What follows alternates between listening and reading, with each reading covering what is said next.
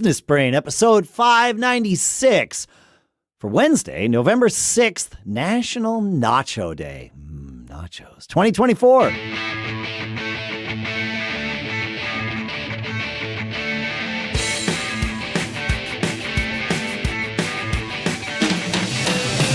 Greetings, folks, and welcome to Business Brain, the show where you send in some questions this week, and then we take those ideas, we dissect them, we analyze them, we use them to tune our business brains together each and every episode. Our sponsor for this episode is Vanta.com/brain. Vanta automates all your ISO 27001 and SOC 2 and GDPR stuff. And with that link, Vanta.com/brain, you can save $1,000. So we'll talk more about that in a little bit.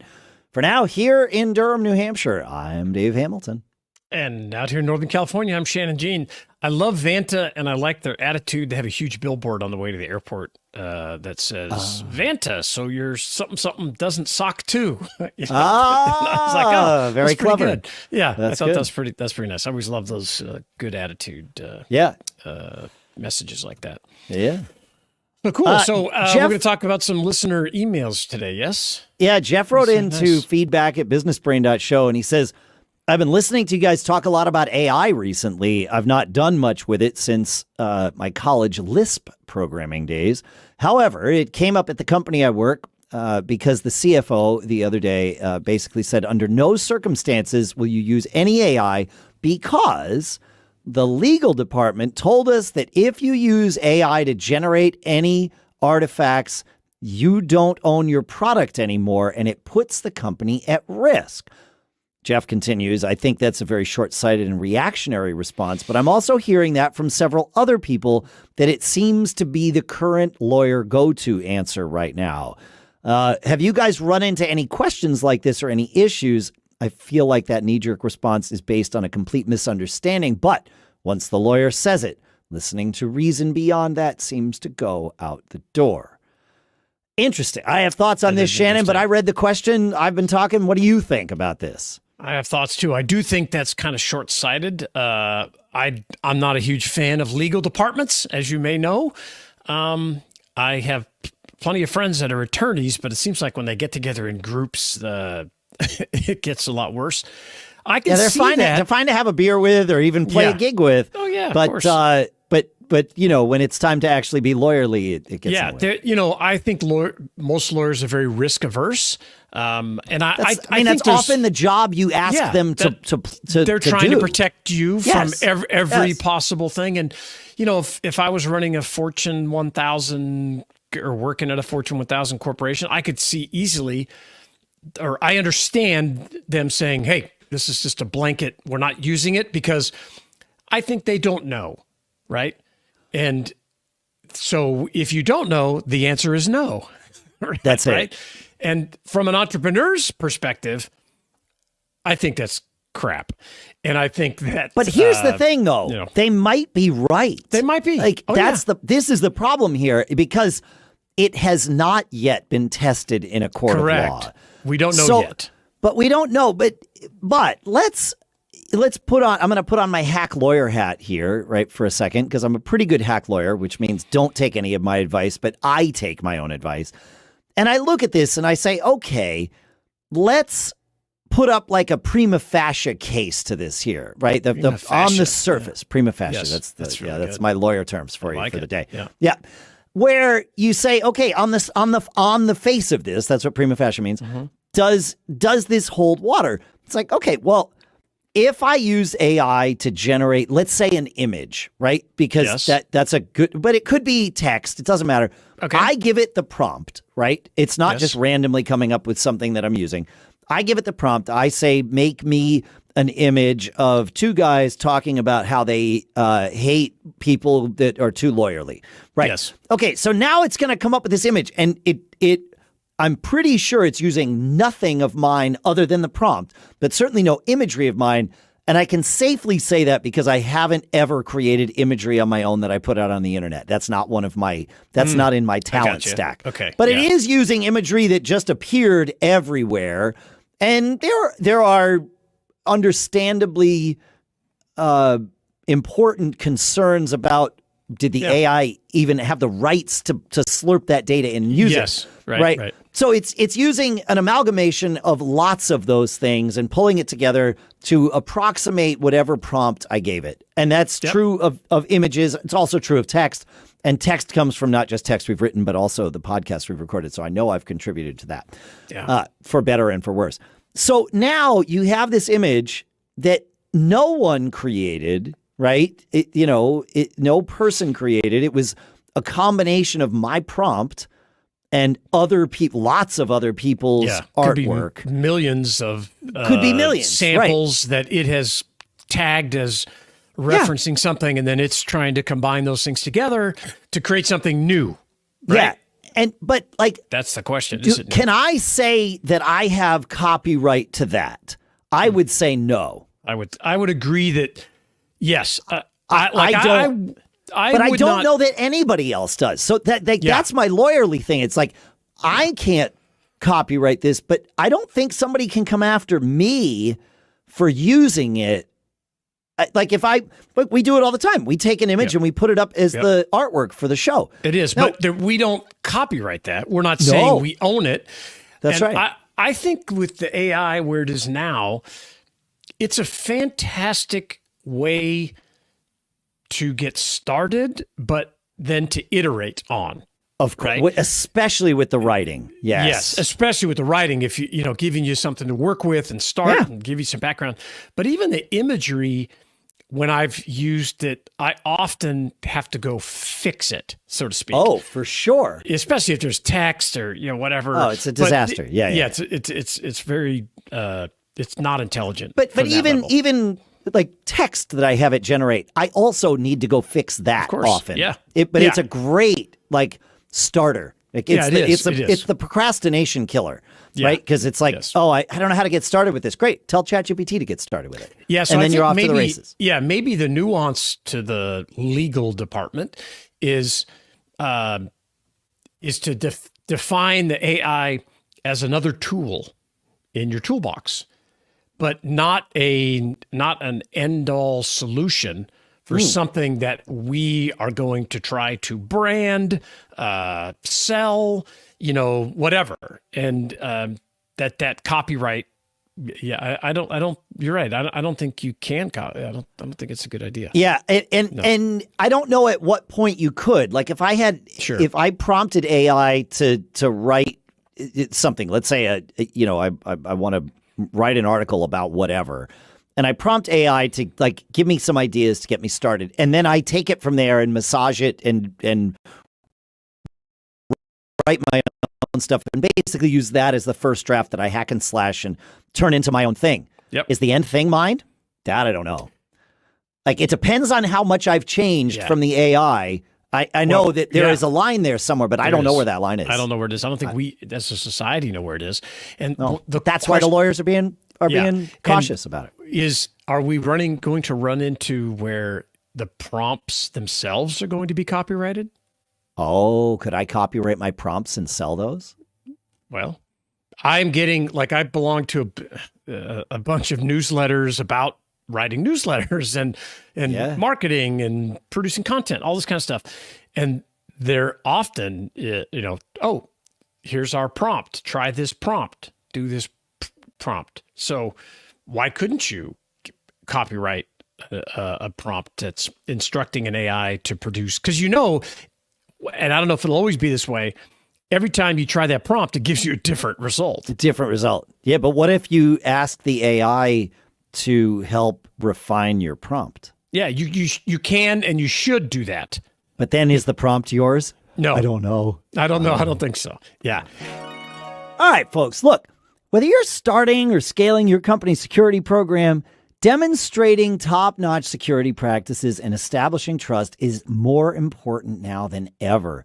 Our sponsor, Vanta, automates compliance for ISO 27001, SOC 2, GDPR, and more, saving you time and money while helping you build customer trust.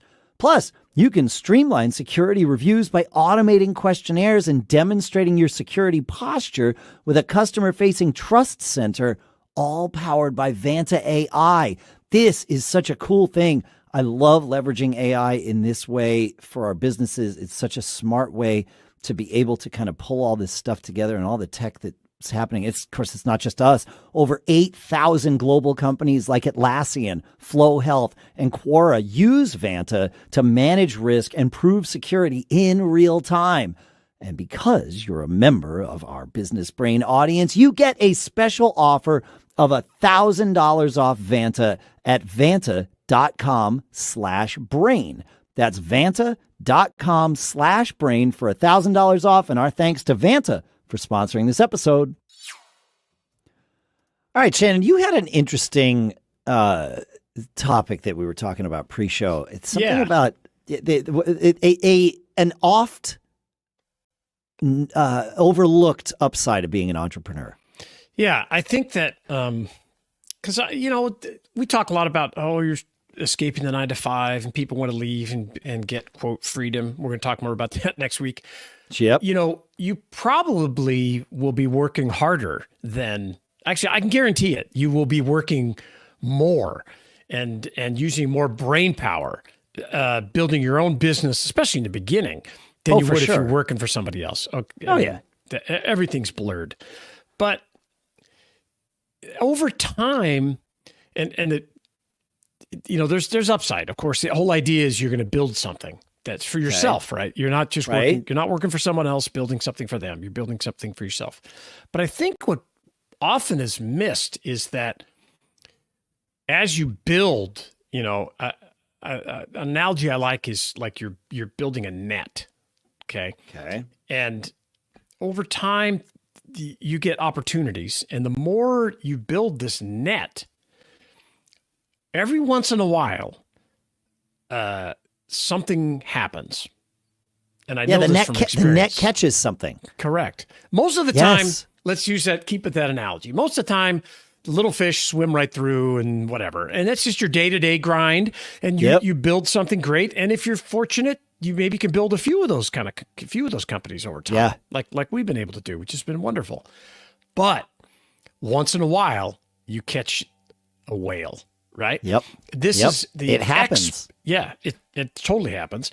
It is the exponential upside that I think when people talk about entrepreneurship, it's often not discussed. It's you're going to build something great. Okay, great. Hopefully it's going to go like this. It doesn't. It goes, like this. And Shannon's making a nice straight line going, or a nice diagonal line going up. That's the hope. It never happens that way. But zoom out far enough, and maybe it does. Correct. Right? It's got plateaus and dips and all the other things. It's the concept when somebody really makes it, and you say, they think it's an overnight success. And they're like, it took me 10 years, right? Yeah, when I finally something. You didn't see the first 9.5 years. Yeah. Right. And so along the way, don't underestimate the value of all of the skills that you are accumulating to be ready and the relationships and everything.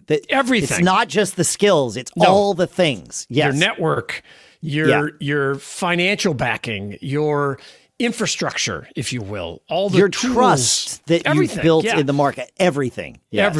Everything. One time, you're going to get an email, or you're going to get a phone call, or someone's going to mention something, and all of a sudden, it's like game on. And it could be something happens, an opportunity comes along, and in a very short period of time, it could change your entire life. I've had this happen, and I know you have too. Me too. I had it happen when you came to me. With Deals on the Web. That's it. Yeah, that was one. Yeah, that was one of those things. It was like one of those. My net caught that. And I don't mean to say caught is a bad. I don't mean that in the negative sense. Like I got to take advantage of this. Yeah. I was ready for it. You're ready for it. It was a good partnership. It was mutually beneficial. There was it wasn't like I got the better of you. I don't mean to imply that. That's right. But without me having built that net, you would have never come to me.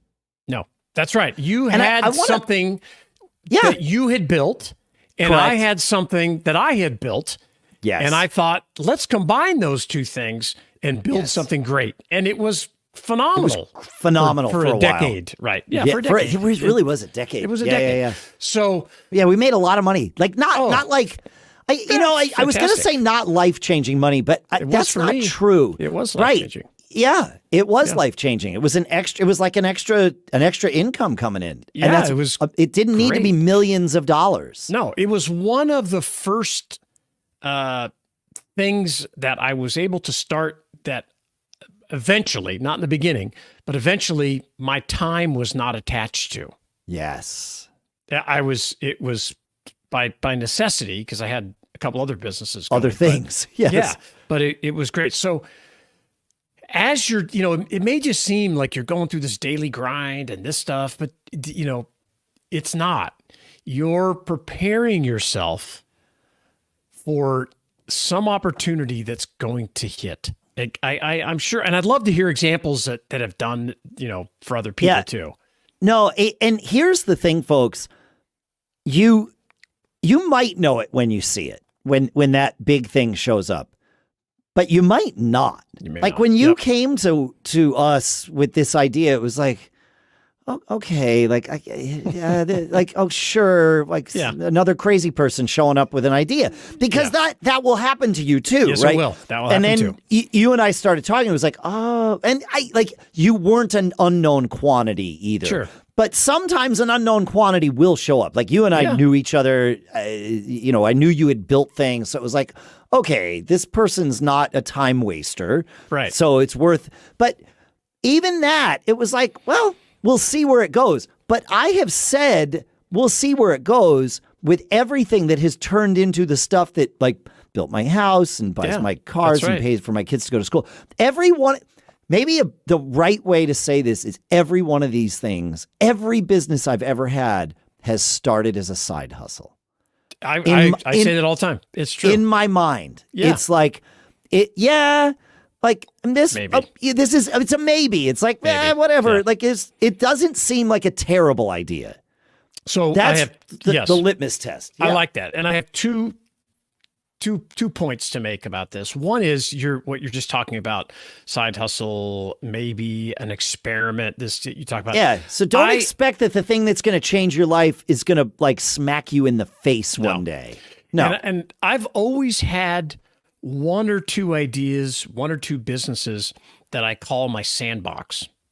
Yes. And when I talk about them, now I've said this on the show a bunch of times, don't talk about what you're going to do, talk about what you've done. You'll sound better. You'll sound more confident, and people will give you more credibility. It's the Shannon Jean way. Yeah, it's true. But you need time to be able to do that, right? When you're a young person getting started, you can't. But what you can do, and what I've done, is talk about something as an experiment. I'm just experimenting. That's my sandbox. When I started that handbag business, I started talking about it, and I was like, people are going to think I'm crazy, right? I'm a tech guy that sells electronics. And I was like, well, it's just an experiment. I'm just going to try. And then I even made it sound more crazy. It's like, well, I want to create a company I can just run with my phone. Kind of hyperbole, but it got everybody's attention. And so was the 4-hour work week. Yes, exactly. Same kind of thing. So that's a great way to talk about these experiments. Now, the exponential upside thing, the other thing I want to warn people about is not to be focused on, I'm only going to find those exponential upsides.